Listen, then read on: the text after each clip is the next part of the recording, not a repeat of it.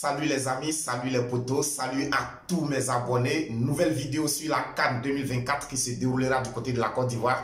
Alors les potos, je dirais à jour J, moins 14 exactement les potos, parce que aujourd'hui nous sommes le 31 décembre 2023. À jour J, moins 14, les potos, les problèmes continuent du côté de la Côte d'Ivoire. Et cette fois-ci, c'est au niveau de la sélection ivoirienne de football. Les potos, il y a 2-3 jours de cela, mais le sélectionneur ivoirien Jean-Luc Gasset a communiqué la liste de 27 joueurs qui ont été convoqués provisoirement pour répondre, pour défendre, disons, les couleurs des éléphants de Côte d'Ivoire. Alors, cette liste de Jean-Luc Gasset, aujourd'hui, les potos, fait beaucoup jaser du côté de la Côte d'Ivoire. Je dirais même au-delà des frontières ivoiriennes, aujourd'hui, cette liste fait beaucoup jaser. Il y a beaucoup de grands noms absents sur cette liste de Jean-Luc Gasset. Il faut savoir que Eric Bailly, celui qui a été longtemps défenseur titulaire au niveau de la charnière centrale des éléphants de Côte d'Ivoire, Eric Bailly ne figure pas sur cette liste de 27 joueurs provisoires. Nous avons aussi Max Cornet qui ne figure pas dans cette liste de 27 joueurs. Mais les potos, il y a un nom aujourd'hui qui suscite vraiment beaucoup de débats. Il y a un nom qui suscite beaucoup de débats et il s'agit bel et bien, les potos, de Zaha Wilfried. Alors, Zaha Wilfried n'a pas été convoqué sur la liste des 27 joueurs. Donc, ce qui veut dire que Zaha Wilfried ne disputera pas la CAN 2024 avec les éléphants de Côte d'Ivoire sur sa terre natale, sa terre de Côte d'Ivoire. Donc, l'absence, la non-convocation de Zaha Wilfried, les potos, comme je l'ai dit tantôt, a vraiment suscité beaucoup de débats, beaucoup de discussions. Lorsque vous partez aujourd'hui dans tous les quartiers, dans tous les cafés, dans tous les maquis, dans tous les bars, dans les taxis, dans les véhicules de transport en commun, mais ce n'est que le seul débat qui anime, même au niveau de la toile, au niveau des réseaux sociaux, tout le monde ne parle que de la non-convocation de Zaha Wilfried. Alors les potos, comme je l'ai dit, Viking Débrief connaisseur connaît. Lorsqu'il y a ce genre d'événement, on prend notre temps, ou bien je prends mon temps d'analyser, de regarder les commentaires des uns des autres, d'écouter ce que les uns les autres disent avant de pouvoir me prononcer. Et ça a été le même cas aujourd'hui. Pour le cas de Zaha Wilfried, j'ai pris mon temps d'écouter les uns et les autres. J'ai pris mon temps d'analyser certaines choses. Et aujourd'hui, je vais me prononcer sur la non-convocation de Zaha Wilfried pour disputer la CAN 2024 avec les éléphants de Côte d'Ivoire. Alors les potos, ce que nous devons savoir, lorsque j'ai écouté certaines personnes, il y a certaines personnes qui ont dit que si Zaha Wilfried n'a pas été convoqué au niveau des éléphants de Côte d'Ivoire, c'est parce que Zaha Wilfried est une personne qui n'est pas manipulable. Et que les joueurs qui sont convoqués régulièrement, ce sont des joueurs qui se laissent manipuler par la Fédération ivoirienne de football, ou bien ce sont des joueurs qui se laissent manipuler par l'entraîneur, par le sélectionneur national. Alors que Zaha Wilfried est un homme de caractère. Donc Zaha Wilfried n'a jamais accepté d'être un lèche-bot. Je le dis les potos, je répète, c'est l'analyse de certaines personnes. Certaines personnes ont dit, si Zaha Wilfried n'a pas été convoqué, c'est parce que Zaha Wilfried refuse de se jouer les lèche-bots de la fédération et du sélectionneur national. C'est la raison pour laquelle Zaha Wilfried n'a pas été convoqué. Avant de pouvoir rebondir sur d'autres personnes qui sont intervenues dans ce même problème, je voudrais d'abord me prononcer sur cette analyse. Alors les potos, donc Zaha Wilfried n'a pas été convoqué parce qu'il refuse de se jouer les lèche-bots de la fédération ou du sélectionneur ivoirien. C'est la raison pour laquelle il n'a pas été convoqué. Mais moi, je pense que les potos, si c'est la raison pour laquelle Zaha n'a pas été convoqué, pour moi, je dirais que la non-convocation de Zaha Wilfried est positive et elle est bonne d'abord pour le joueur lui-même. Oui, pour le joueur lui-même. Si Zaha Wilfried n'a pas été convoqué, pour lui-même, pour son image, pour le reste de sa carrière footballistique, je dirais que c'est de bon augure. Pourquoi est-ce que je dis que c'est de bon augure, les potos? Alors, donc, si je comprends bien, il n'existe pas un bon climat entre Zaha Wilfried et les dirigeants de la Fédération ivoirienne de football. Il n'existe pas un bon climat entre Zaha Wilfried et le sélectionneur ivoirien parce qu'il refuse de se jouer les lèche-bots. Mais les potos, nous devons savoir une chose. Le football, avant que ce ne soit basé sur le talent, le football est d'abord basé sur l'atmosphère, l'ambiance entre le joueur et ses dirigeants. l'ambiance entre le joueur et son sélectionneur, l'ambiance entre le joueur et ses coéquipiers. Alors si aujourd'hui, l'ambiance n'est pas au rendez-vous entre Zaha Wilfried et la Fédération ivoirienne de football, entre Zaha Wilfried et le sélectionneur ivoirien, moi je pense que ils ont bien fait de ne pas convoquer Zaha et c'est d'ailleurs positif pour le joueur lui-même. Parce que les potos, si tu dois jouer dans un climat qui t'est hostile, quel que soit ton talent, tu ne pourras jamais donner le meilleur de toi-même. Parce que tu n'as pas la confiance de tes dirigeants. Tu n'as pas la confiance de ton encadreur, de tes coéquipiers. Tu n'as pas la confiance de ta fédération. C'est compliqué, quel que soit ton talent. Quel que soit ton talent. Les potos, dans la Bible, il y a une parole qui dit dans la Bible, un royaume divisé contre lui-même ne peut point exister. C'est-à-dire un royaume divisé contre lui-même ne peut pas exister. Mais alors, si les ennemis, les adversaires de Zaha Wilfried sont dans la fédération, si les adversaires de Zaha Wilfried sont sélectionneurs, mais comment voulez-vous que Zaha Wilfried puisse donner le meilleur de lui-même lorsqu'il est convoqué en sélection nationale? Donc pour moi, je pense que les potos, même si Zaha Wilfried avait été convoqué, Zaha Wilfried n'allait jamais donner le meilleur de lui-même parce qu'il allait évoluer, ou il allait vivre dans une atmosphère qui ne lui est pas favorable. Et dans ce genre de figure, les potos, j'ai été footballeur. Un footballeur ne peut pas donner le meilleur de lui-même. Je vous prends le cas, les potos. Même si tu prends un joueur qui ne vaut rien et que tu l'introduis dans une équipe où il a la confiance de son entraîneur, il a la confiance de ses dirigeants. Après chaque rencontre, ceux-là viennent vers lui. Même s'il a mal joué, ils viennent le réconforter pour lui dire, ben, Joe, ne sois pas attristé, c'est pas grave. Tu as donné le meilleur de toi-même. Le prochain match, tu donneras encore meilleur. On a confiance en toi. Continue de te battre. Si chaque jour, ce joueur reçoit de telles paroles, au fil des temps, il finira par se perfectionner et à devenir meilleur.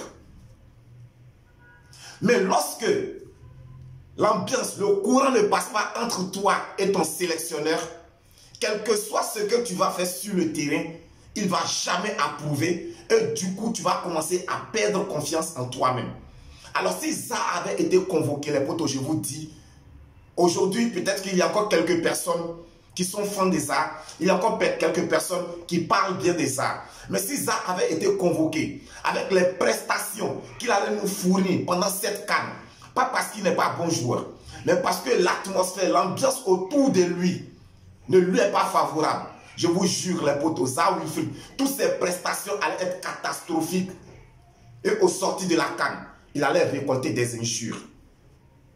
Donc pour moi, je pense que si Zaha Wilfried n'a pas été convoqué, parce qu'il refuse de se jouer les lèche-bottes, pour moi, je pense que c'est une bonne chose pour le joueur lui-même.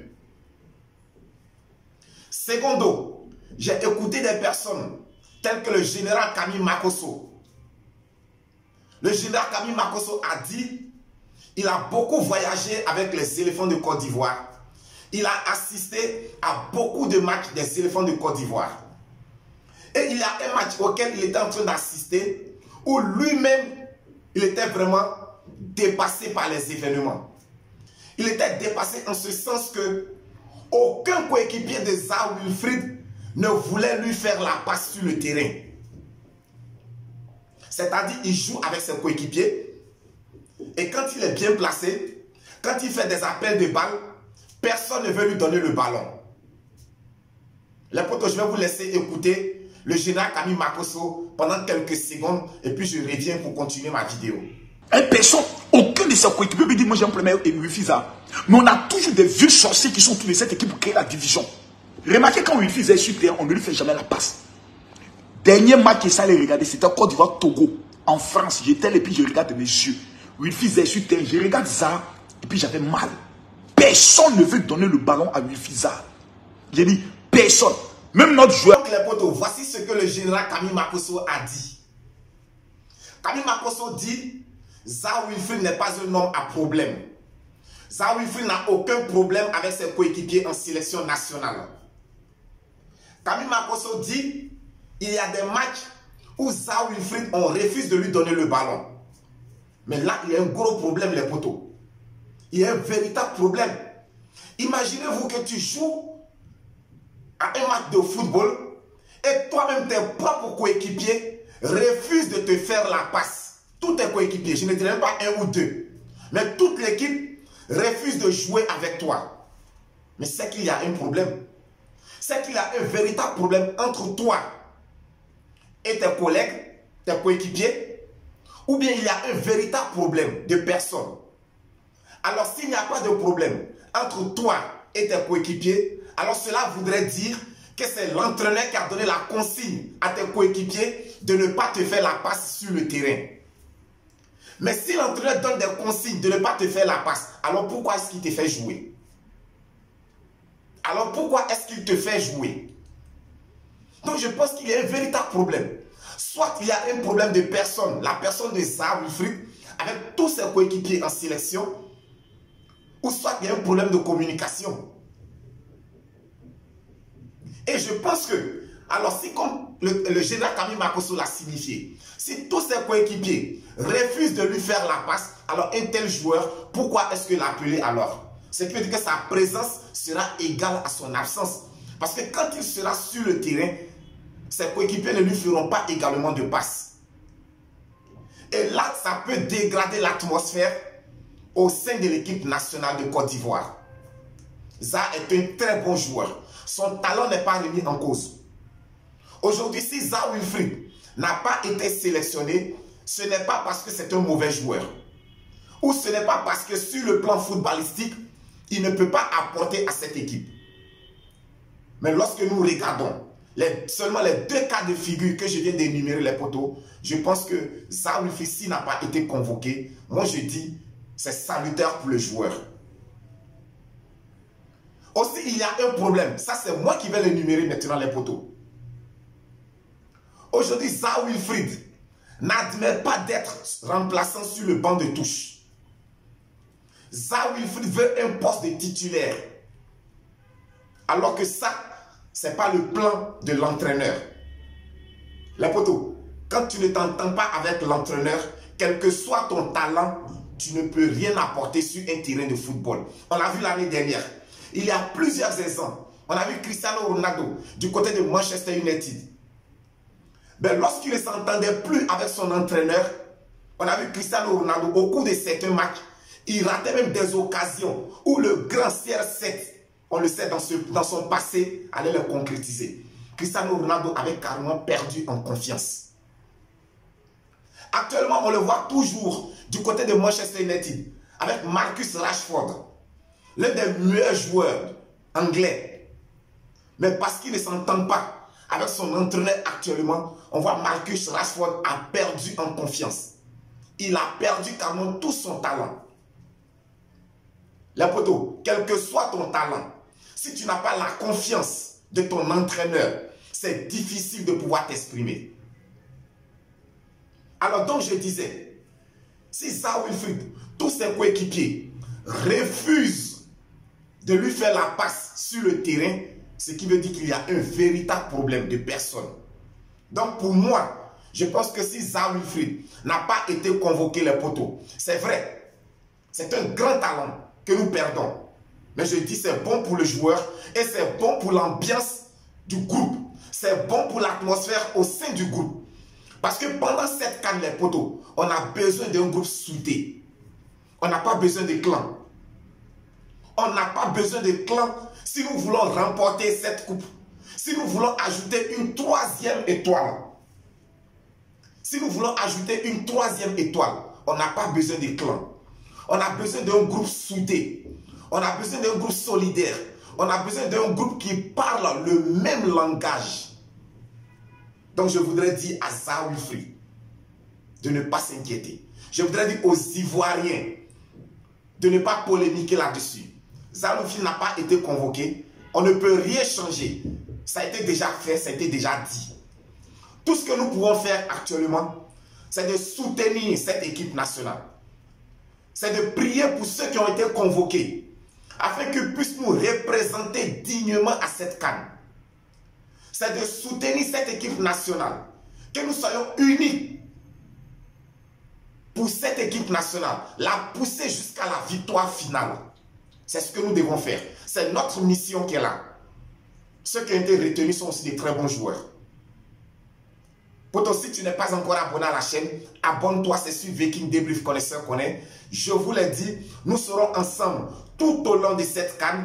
Vous aurez des débriefs et des résumés de toutes les journées. On s'abonne pour ne pas rater le meilleur à venir. C'est sur Viking Débrief Connaisseur Connaît. D'ici là, portez-vous bien, que Dieu vous bénisse. On se dit à très bientôt pour une autre vidéo. Toujours mobilisé.